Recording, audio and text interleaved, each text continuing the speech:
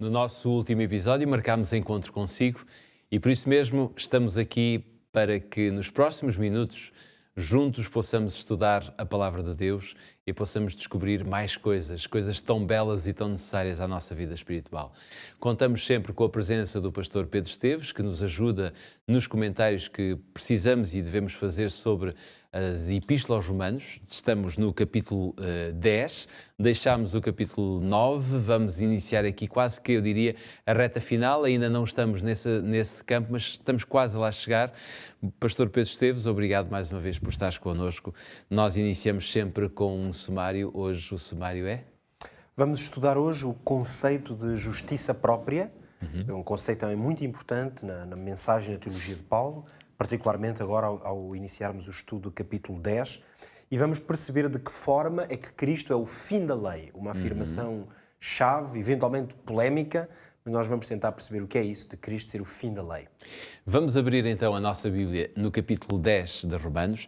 Vamos iniciar pelos primeiros versículos, do versículo 1 ao versículo 4, podemos ler estas palavras.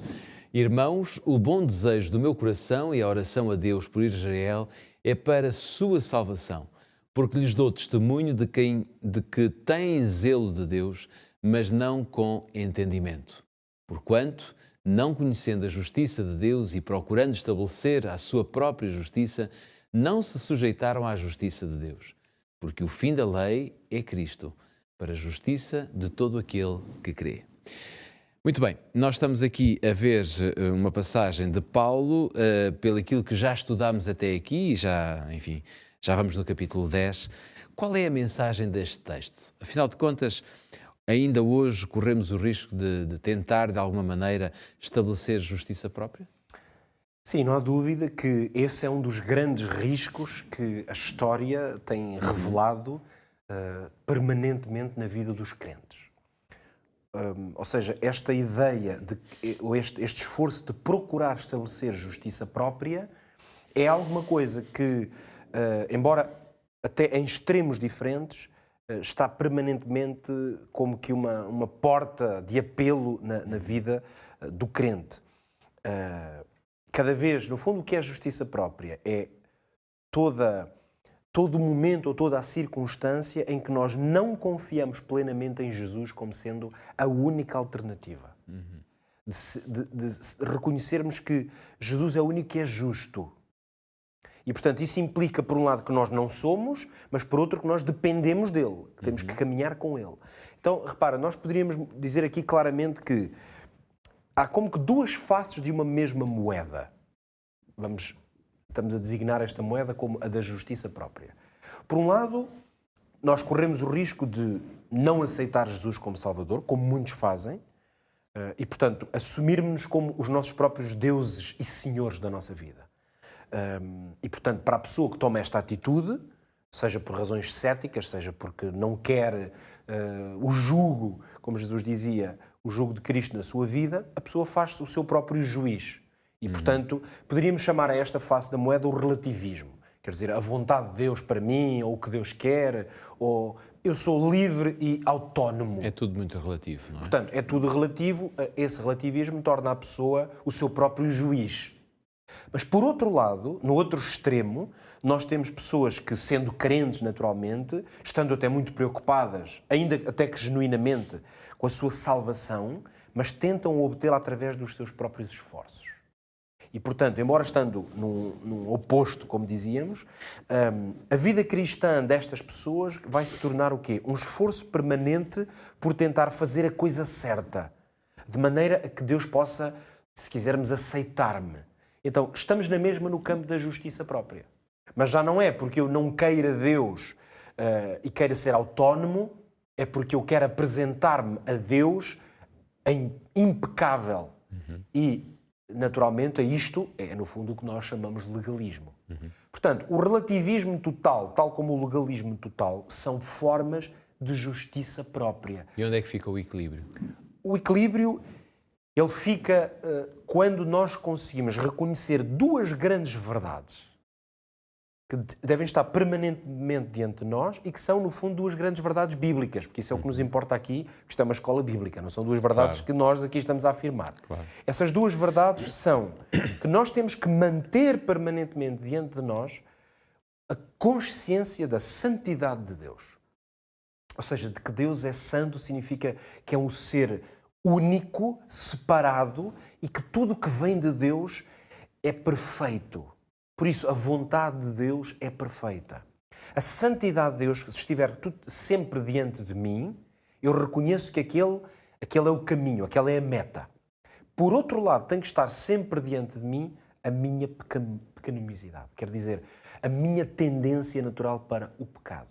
O peso e a força que o pecado tem na minha vida. Eu tenho que ser consciente de que sou pecador. Portanto, se eu tiver consciência de que sou pecador e de que eu nunca estarei numa condição de me apresentar diante de Deus como sendo outra coisa, no fundo, Deus nunca vai olhar para mim e dizer assim, realmente, olha que homem maravilhoso, o pecado para este já não é nada. Eu diante de Deus sou um pecador, estou afastado dele. É a Bíblia que o diz. Não há um justo sequer. São como trapos de imundícia até as minhas tentativas de me apresentar de alguma maneira diante de Deus. Os profetas dizem que há um fosso que nos separa de Deus. Esse fosso é o pecado. Quer dizer, se eu estiver consciente disto, mas por outro lado consciente da soberania de Deus, esse Deus que é santo, que é justo, que é perfeito, que me chama à sua presença, o que vai acontecer é que eu não vou cair nem num lado nem no outro na ideia de justiça própria. Porque eu vou depender de Cristo, por um lado, por reconhecer que Ele é o único e é justo. Eu vou procurar estar em Cristo, mas vou procurar caminhar com Cristo em direção a essa norma de santidade. E aí nós conseguimos realmente fugir a esta armadilha que o apóstolo chama precisamente a tentativa de estabelecer justiça própria. E o que é que Paulo quer dizer quando ele fala que o fim da lei é Cristo?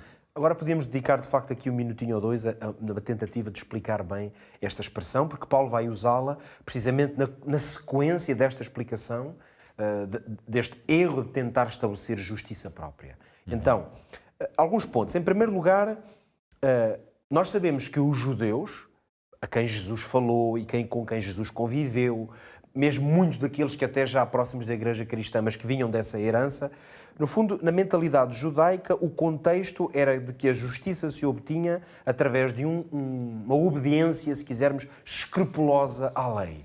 Muito específica, aos ditames da lei. Fosse a lei escrita por Moisés, revelada por Deus, fosse aquilo que os homens introduziram, por assim dizer, nessa lei. E, portanto, dentro deste contexto, a justiça, que este é o segundo ponto, a justiça em Cristo foi oferecida, de facto, mas a todos aqueles que fixassem a sua fé nele.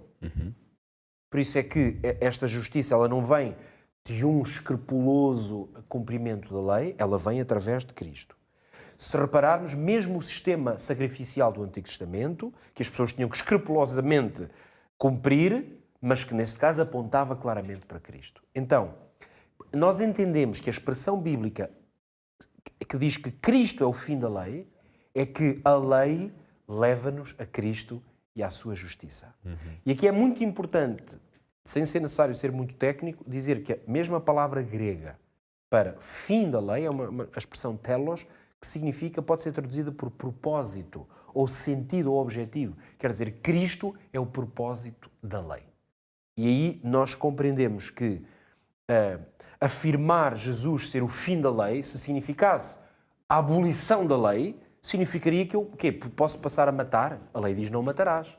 Claro. A lei diz não adulterarás ou não roubarás. Se Cristo ser o fim da lei fosse em termos de estatuto, quer dizer, agora eu já não preciso de obedecer, então esses ditames morais da lei tinham sido anulados. Ora, isso para qualquer pessoa não parece fazer qualquer sentido. Então, claro, o que nós percebemos é que Cristo é o propósito da lei. Então, quando eu olho para a lei, não como um fim, mas a lei como um propósito de me ajudar a ir a Cristo, então eu nunca tentarei estabelecer justiça própria. Já só temos tempo para ver o Aprende Fazendo, como é que colocamos isto em prática. Talvez pensemos, se alguma vez nos sentimos orgulhosos pelas coisas que fizemos ou alcançamos, este então é o tempo de reconhecermos que sem Cristo nada do que fazemos tem algum mérito. Por isso, confiemos em Cristo. Fechamos aqui mais um episódio da Escola Bíblica. Foi muito bom termos estado consigo e porque gostamos tanto de estar consigo, voltamos já no nosso próximo episódio. Até lá.